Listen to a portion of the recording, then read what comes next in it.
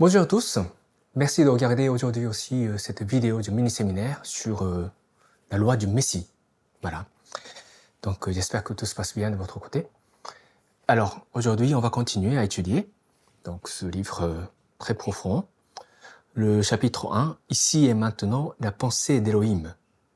Aujourd'hui, nous allons étudier la section 2, dont le titre est important et qui résume bien ce que nous allons lire à travers la section 2. La difficulté de juger du bien et du mal aujourd'hui, en cette période d'ignorance des lois de Dieu. Voilà, la difficulté de juger du bien et du mal aujourd'hui, en cette période d'ignorance des lois de Dieu. Voilà, donc ça c'est vraiment le thème d'aujourd'hui. On vit dans cette période où les gens ignorent ce que sont les lois de Dieu. Malgré l'avancée technologique, scientifique, dans tous les domaines de la vie humaine, on s'écarte malheureusement de la connaissance des lois de Dieu. En fait, parce qu'il manque, surtout dans les pays avancés, des religions qui sont capables de répondre aux questions fondamentales des êtres humains aujourd'hui. Pourquoi on vit? Pourquoi les êtres humains vivent au sein de ce vaste univers? Les anciennes religions ne suffisent plus à donner des réponses profondes à ces questions. Comment dire, qui deviennent plus profondes avec justement l'avancée technologique que nous connaissons aujourd'hui. Donc il faut que les lois de Dieu soient de nouveau révélées aux humains. Et ça, c'est la mission de Maître Okawa, l'auteur de ce livre, La loi du Messie, et c'est également la mission de notre mouvement de la Piscience. C'est un mouvement qui cherche à révéler justement les lois de Dieu sous une forme adaptée et compréhensible par nos contemporains et adaptée aux interrogations que se poseront nos descendants dans l'avenir. Ça, c'est vraiment le défi de la Piscience. Donc, c'est dans cette optique que Maître Okawa a continué à publier des livres. Et maintenant, il a publié plus de 3000 livres. C'est un exploit qui n'a jamais été fait par aucun autre être humain. En fait, sur la 4e de couverture, il y a ces phrases. La voix de celui qui protège la terre. Voilà la manière dont l'auteur qualifie cet ouvrage. Découvrez, savourez cette voix par vous-même pour faire partie de ces terriens qui savent dans quelle direction devra désormais évoluer notre planète. Voilà. La voix de celui qui protège la terre. C'est ça, en fait, ce que nous allons découvrir au sein de ce livre. Celui qui protège la terre. Donc, notre Dieu, c'est un être qui protège notre planète Terre. Donc, je vais lire certains passages avant d'ajouter certains commentaires. Je vais essayer d'être succinct cette fois, mais sans être sûr d'y parvenir, parce qu'il y a beaucoup de choses à dire quand même. Ok, donc commençons. En vivant dans ce monde tridimensionnel, il est souvent difficile de distinguer clairement le bien du mal. Voilà, donc ça c'est la première phrase qui introduit cette section 2. Dans ce monde tridimensionnel, il est difficile de distinguer clairement le bien du mal. Parce que justement, les critères du bien et du mal n'existent pas dans ce monde. Ça, c'est la raison pour laquelle c'est difficile dans ce monde. Parce que l'essence réside ailleurs.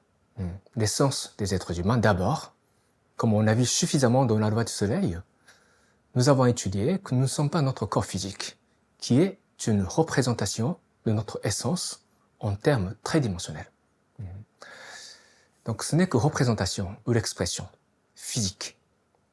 Voilà, donc notre essence n'appartient pas à ce monde tridimensionnel.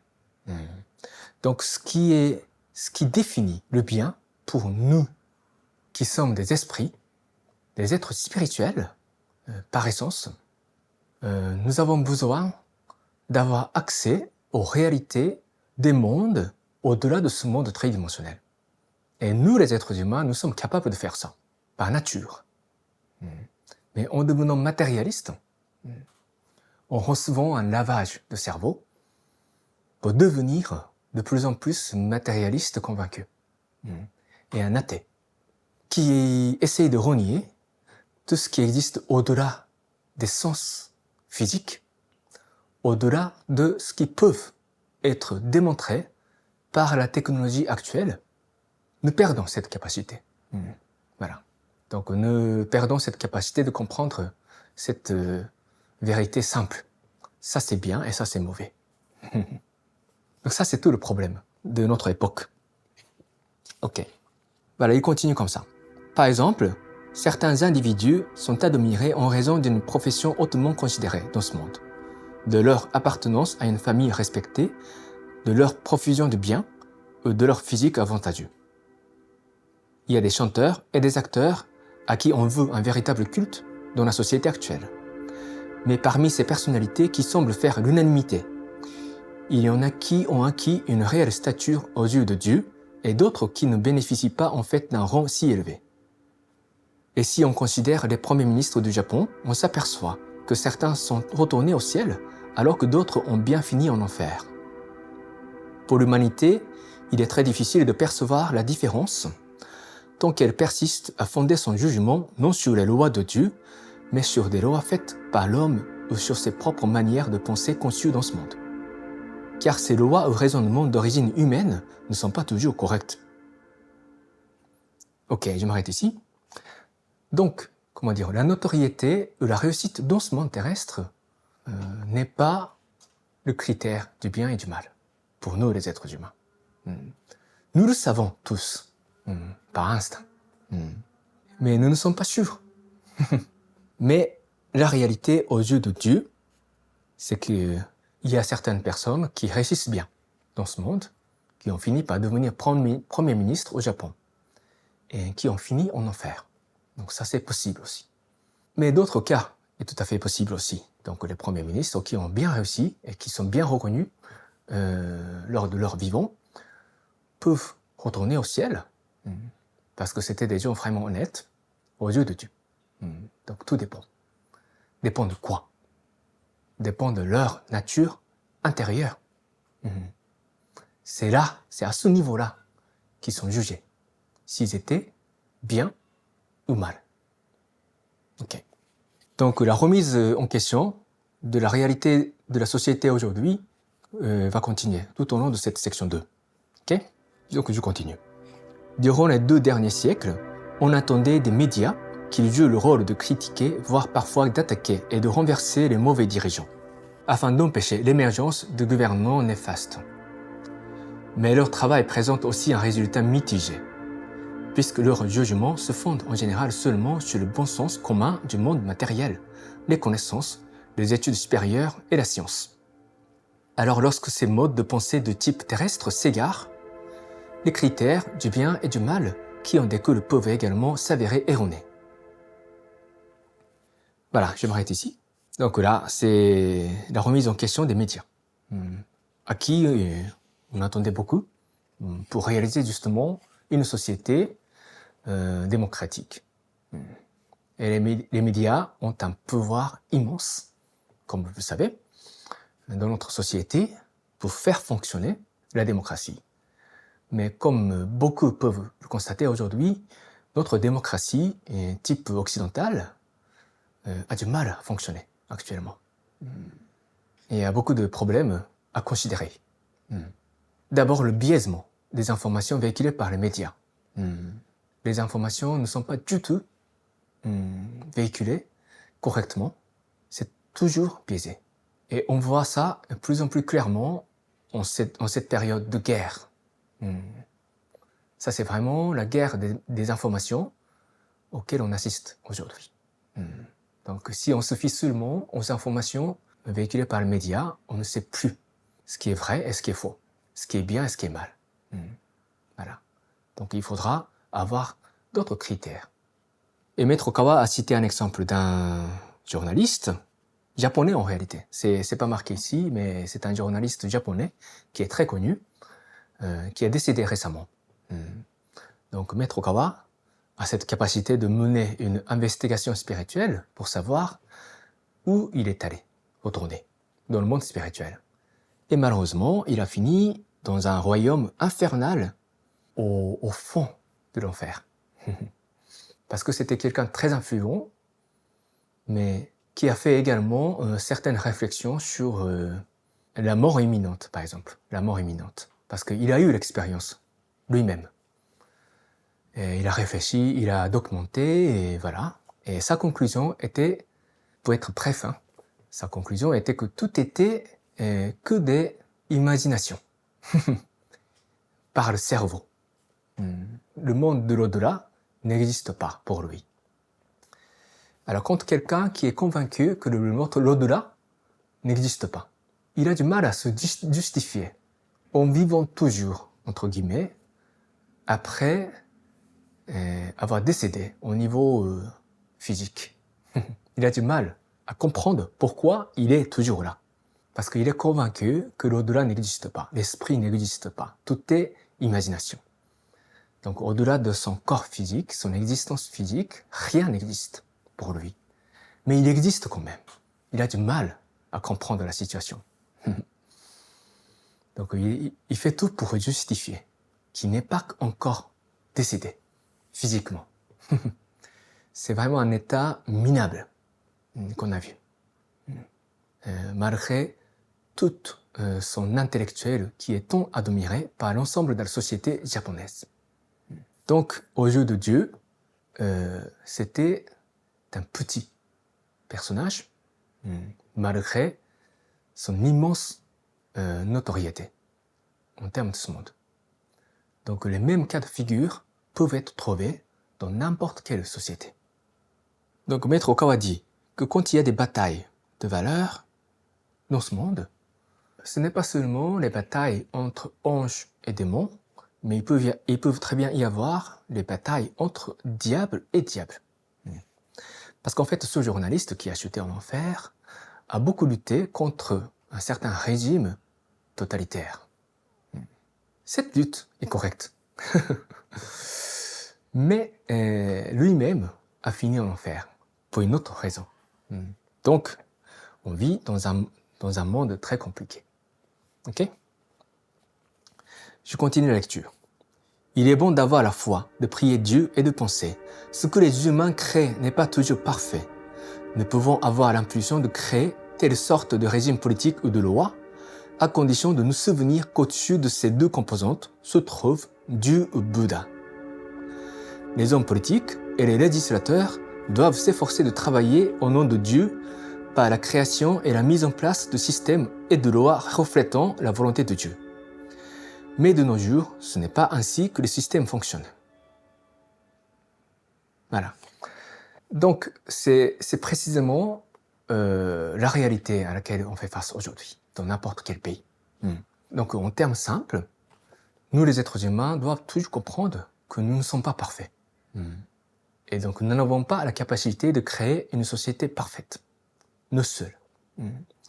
Et nous avons l'obligation d'essayer de refléter la volonté de Dieu, notre Créateur, pour essayer de créer quelque chose qui fonctionne aux yeux de Dieu. Et ça, c'est la mission de tous les hommes politiques et les législateurs. Et maintenant, ils ont oublié ce rôle, à moins d'être très croyants. Donc, il continue ainsi. Aujourd'hui, la démocratie, le parlementarisme, les partis politiques, l'état de droit et les autres idées occidentales liées à la démocratie sont reconnues en tant que valeurs universelles. Pourtant, certains d'entre elles ne peuvent être entièrement acceptés. Voilà, donc ces éléments qui sont représentants d'un système démocratique occidental que, en tout cas, les pays occidentaux avaient toujours tendance d'imposer aux autres pays d'autres civilisations. Mais déjà, il faut dire aujourd'hui, en 21e siècle, que même dans les pays occidentaux, ces systèmes démocratiques ne fonctionnent plus.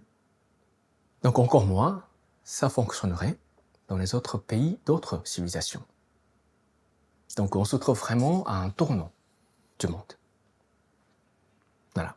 Donc d'abord, Maître Okawa fait la mise en cause de l'état de droit. Donc je vais lire ces passages. Par exemple, sous l'état de droit, les lois sont votées à la majorité. Les votants sont les représentants du peuple dans ce monde. Donc si le sens commun qui prévaut en ce monde terrestre est erroné, parce que la majorité du peuple ne prie pas Dieu et que ses représentants suivent des raisonnements biaisés, ne songent qu'à leurs intérêts ou fabriquent des lois destinées à leur seul bénéfice et au renforcement de leur autorité. Alors les lois elles-mêmes auront le pouvoir de changer ce monde en enfer. Voilà. Donc, avec un peuple qui n'a pas la foi correcte, donc qui n'a pas la conscience mûre, et avec les représentants qui ne sont pas croyants, qui ne cherchent pas à exercer leur pouvoir pour exprimer la volonté divine, mais qui le font pour leur propre bénéfice, l'état de droit ne fonctionne pas. Voilà. Alors je continue. Malheureusement, la démocratie électorale ne peut pas non plus être considérée comme un système parfait si les citoyens sont en majorité dépourvus de foi ou englués durant leur existence dans des tentations terrestres qui pourraient les rendre sensibles aux arguments du diable. Voilà, donc ça rejoint à la même chose. Ok? C'est très simple en fait. Un système démocratique ne fonctionne que avec le peuple mûr, capable de juger du bien et du mal aux yeux de Dieu. Ok. Donc je continue. De l'autre côté, imaginons une dictature dotée d'un parti unique ou un gouvernement autocratique, contrôlant leurs citoyens en les forçant à accepter l'idée que les décisions du chef suprême sont infaillibles, telles des décisions divines. Les problèmes pourront surgir si le mode de pensée de ces gouvernants s'écarte de la volonté de Dieu. De tels dirigeants pourraient conditionner tous leurs citoyens pour qu'ils acceptent un mode de raisonnement unique, même si le pays possède des centaines de millions d'habitants, ou même plus d'1 milliard. Ils pourraient aussi accorder aux citoyens la liberté, sauf en ce qui concerne les affaires politiques, et ne pas autoriser les citoyens à critiquer leurs dirigeants. Cette situation peut être constatée en Chine, ainsi qu'en Corée du Nord, en Myanmar également. Je pense qu'il deviendra bientôt impossible de critiquer l'actuel gouvernement militaire.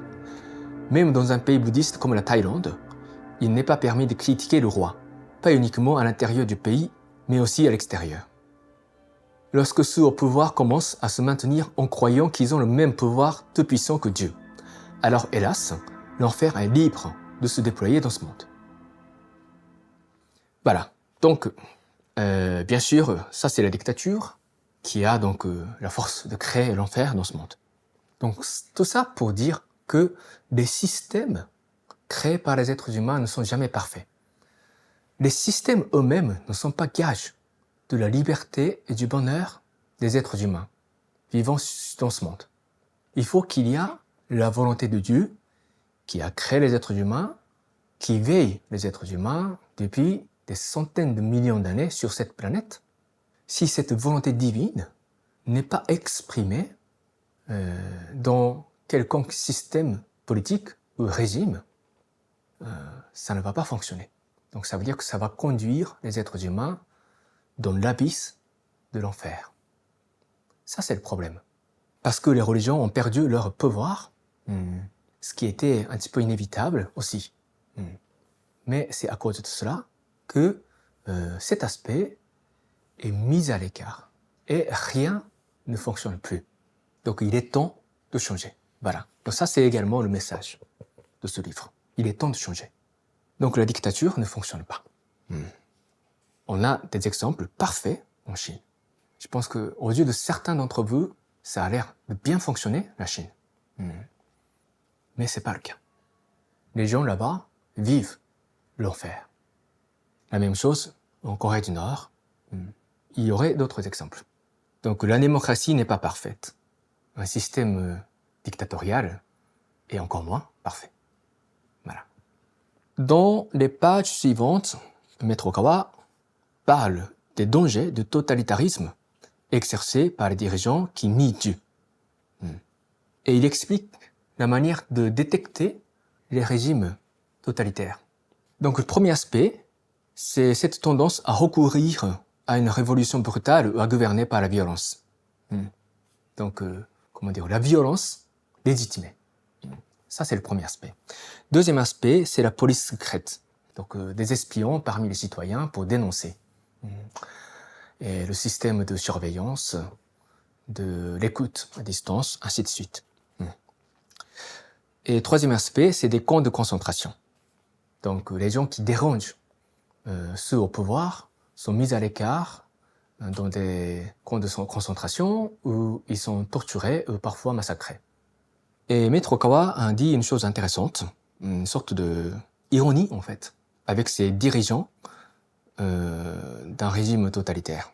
Je vais lire ces passages parce que c'est intéressant. En réalité, ces dirigeants qui rejettent les enseignements de Dieu tomberont en enfer où ils seront maintenus en état d'isolement, dans l'enfer des abysses, sans pouvoir communiquer aucunement. Ce sont là des criminels idéologiques. Si on leur permet de côtoyer d'autres personnes, ils répondront leur vision. C'est pourquoi on les laisse seuls, dans une obscurité totale. Mais dans ce monde, ce sont eux, en maints endroits, qui jettent leurs adversaires en confinement, en les plaçant sous les verrous en tant que criminels politiques. Donc ça, c'est une ironie, en fait. Spirituellement, ces dirigeants qui vont devenir des habitants de l'enfer vivent ça, en fait. Quand ces dirigeants sont sur Terre, ils sont possédés par leurs camarades, entre guillemets, qui sont en enfer, et qui leur inspirent de faire subir ce qu'ils subissent en enfer. Donc c'est ça. Et Maître Okawa dit qu'il y a un autre point à ajouter concernant les États totalitaires.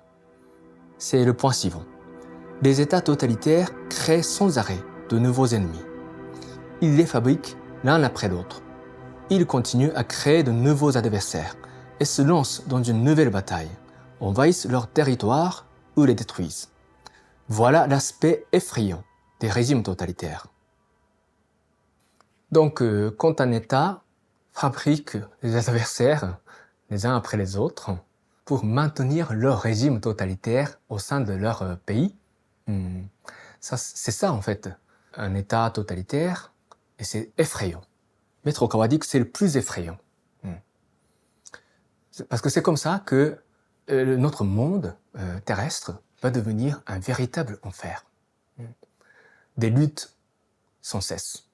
Donc il n'y aura plus aucune harmonie. Il n'y aura pas de confiance entre les gens.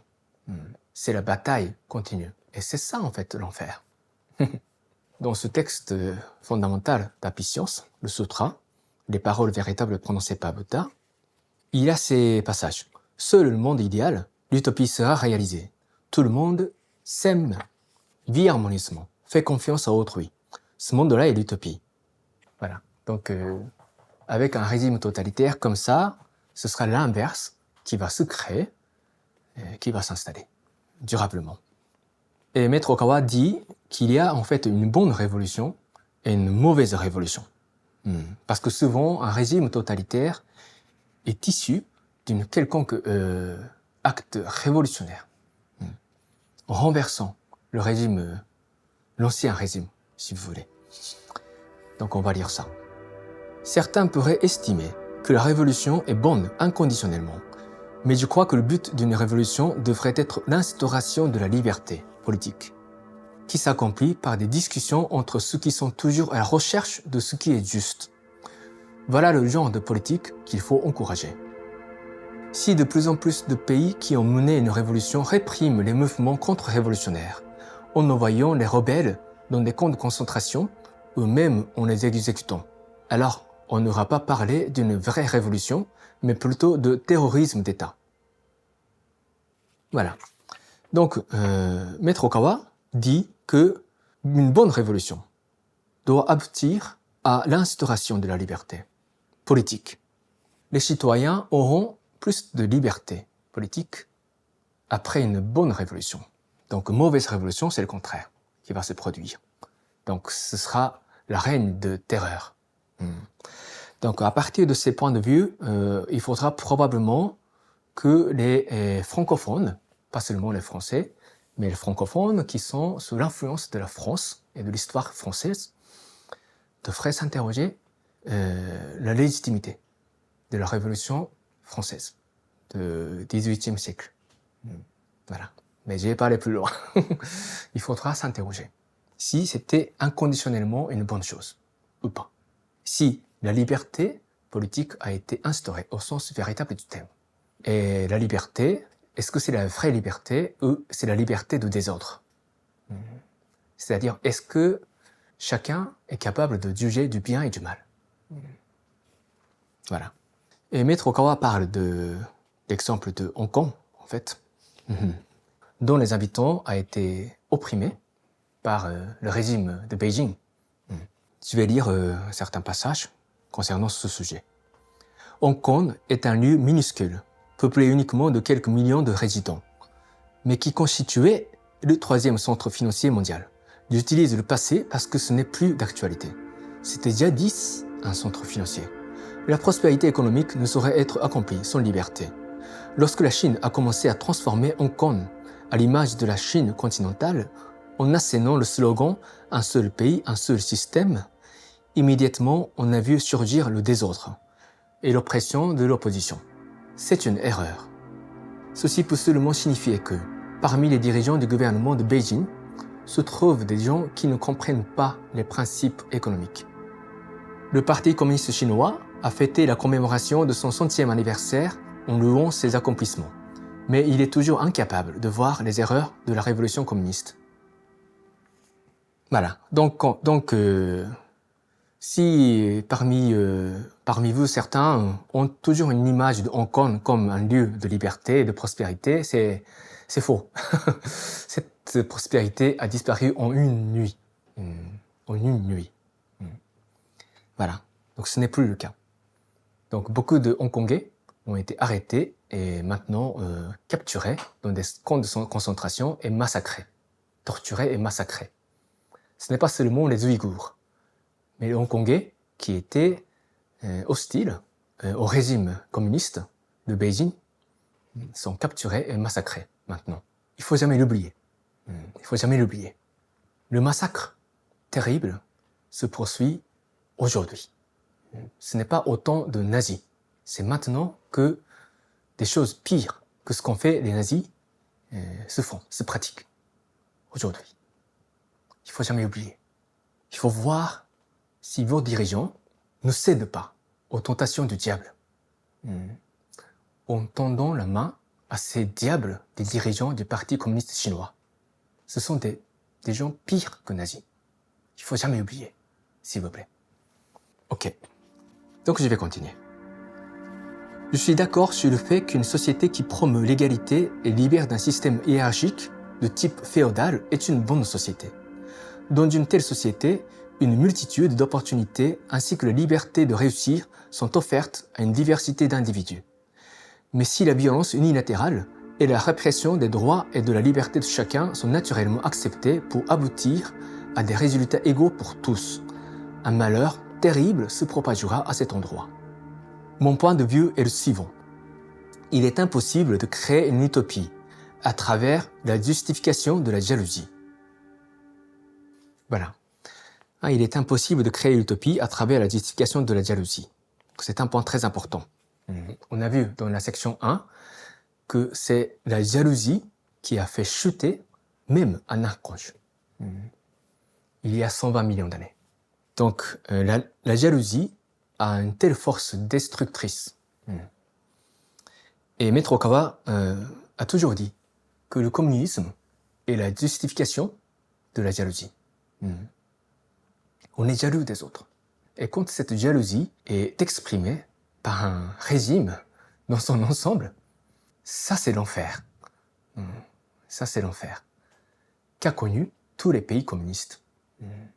Et ça c'est l'enfer que tous les Chinois connaissent actuellement. Parce que ça va à l'encontre de la volonté de Dieu le Créateur. Donc une société dans laquelle une multitude d'opportunités et ainsi que la liberté de réussir sont offertes à une diversité d'individus est une bonne société. Parce que ça va en accord avec la volonté de Dieu qui a créé tous les humains.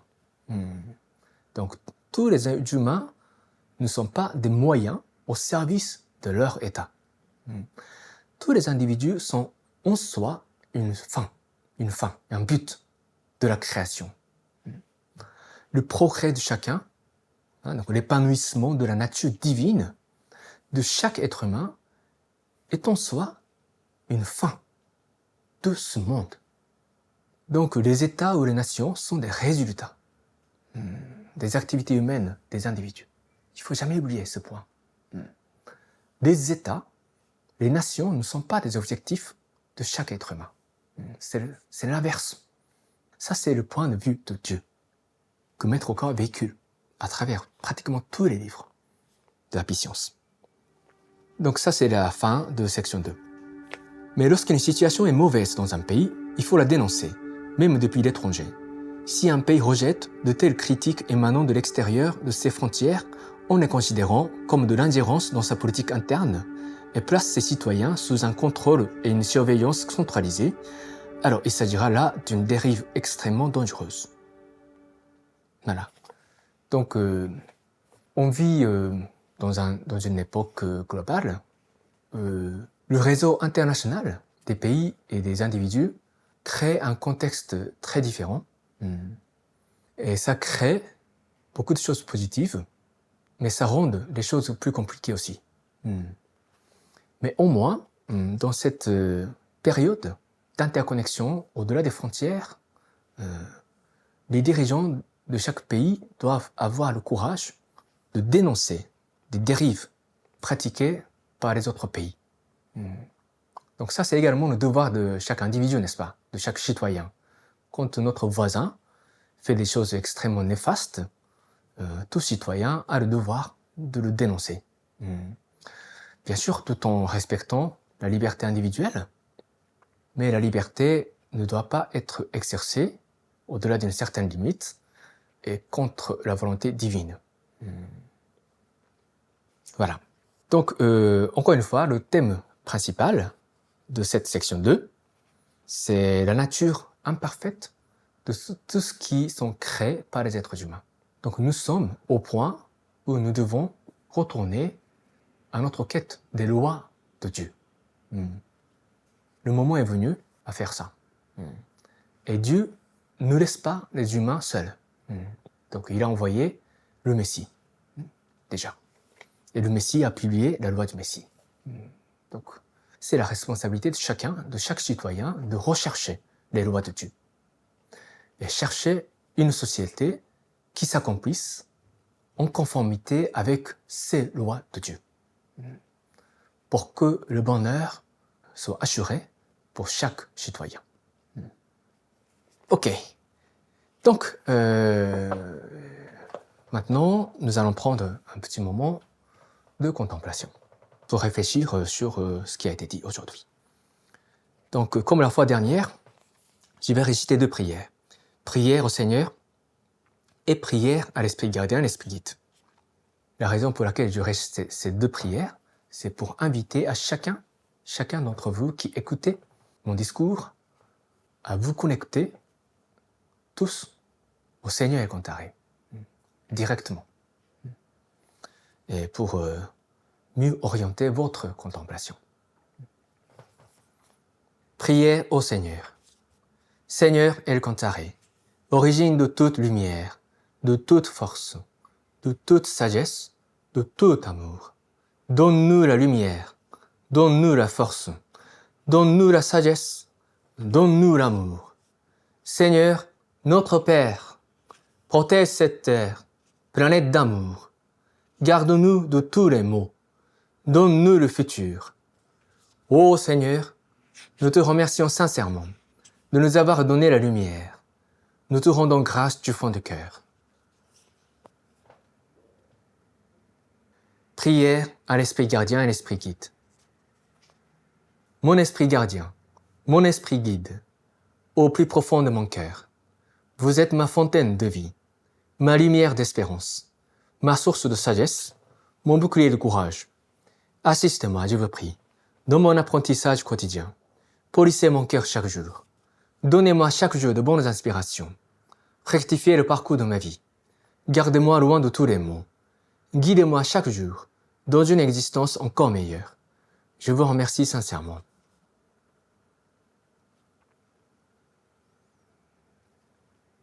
Ok, maintenant nous allons commencer la contemplation.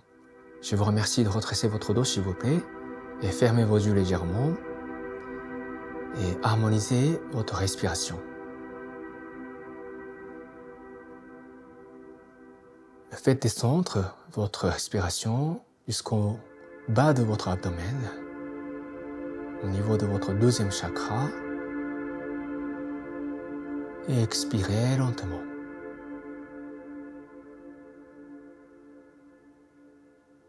Et détendez-vous surtout, tout en gardant votre dos bien redressé.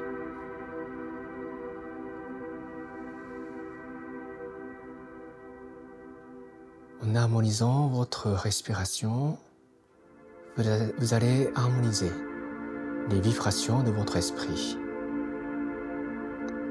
Ça va se faire tout seul.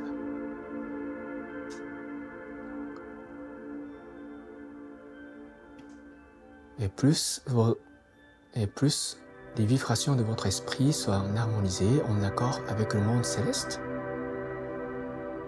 la lumière du Seigneur El Cantaré, cette lumière chaleureuse et dorée, va se déverser depuis le monde céleste en passant par votre colonne vertébrale pour remplir votre esprit et tout votre corps. Ressentez cette lumière chaleureuse.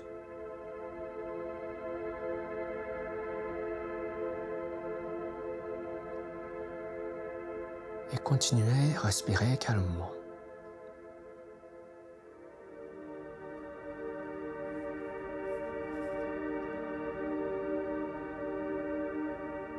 Ok, donc nous allons commencer la contemplation sur ce qui a été dit aujourd'hui à propos de la nature imparfaite de ce que font les êtres humains dans ce monde terrestre.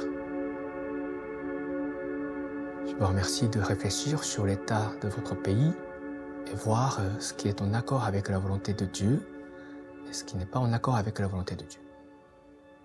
Et essayez de contempler sur ce que constituent justement ces lois de Dieu. Essayez de mobiliser vos connaissances des enseignements de la puissance et définissez une fois de plus ce que sont les lois de Dieu qui doivent être appliquées pour gouverner les pays de ce monde. Et pour réfléchir au devoir de chaque citoyen qui est un enfant de Dieu. Allez-y, je vous laisse commencer.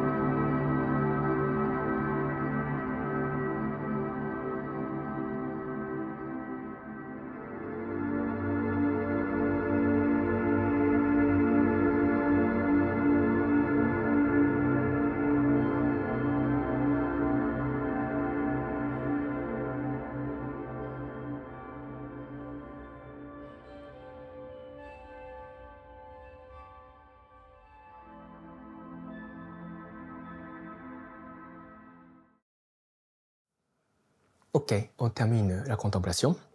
Merci beaucoup. Donc, bon, c'est pas facile et beaucoup de choses ont été dites. mais j'espère que vous avez vu que l'essentiel n'est pas très compliqué. Donc, encore une fois, et ça c'est la troisième fois que je répète, mais c'est tellement important, on vit vraiment dans une époque où on doit retourner, on doit chercher à retourner aux lois de Dieu, pas aux lois des humains. Il faut retourner aux lois de Dieu pour refaire les lois dans ce monde des humains. Le moment est déjà venu. Voilà. Donc c'est pour ça que le livre La loi du Messie a été publié dans 23 langues. Ça a été publié dans 23 langues. Donc, en faisant une profonde réflexion, je pense que chacun d'entre vous va trouver en vous quelque chose que vous considérez comme allant de soi, comme, indéniablement positif, alors que en réalité, c'est imparfait. Ça ne venait pas de Dieu.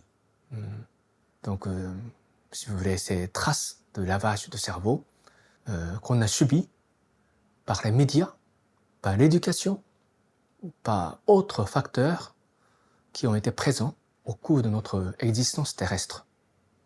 Donc il faut faire le tri. Pour pouvoir faire le tri, il faut avoir le pilier inébranlable. Et ça, c'est la foi juste. La foi juste au Dieu de la terre. La foi droite au Dieu de la terre, au Seigneur El Cantaré. Donc quand vous rejoignez Apicience, c'est ça qu'il faudra chercher à avoir. Avoir le pilier, le pilier qui vous relie au Seigneur El Cantaré, directement. Et c'est avec ce pilier que vous allez pouvoir remettre en cause et faire le tri des valeurs qui existent en vous. Et c'est ainsi que vous allez pouvoir renaître de nouveau. Renaître, renaissance. Ça, c'est ce qu'on appelle le miracle de la foi. Cette possibilité de renaître. Voilà. Ok, donc je m'arrête ici pour aujourd'hui. Merci de votre attention. Donc, portez-vous bien, vous tous. Donc, je vous dis à tous à la prochaine.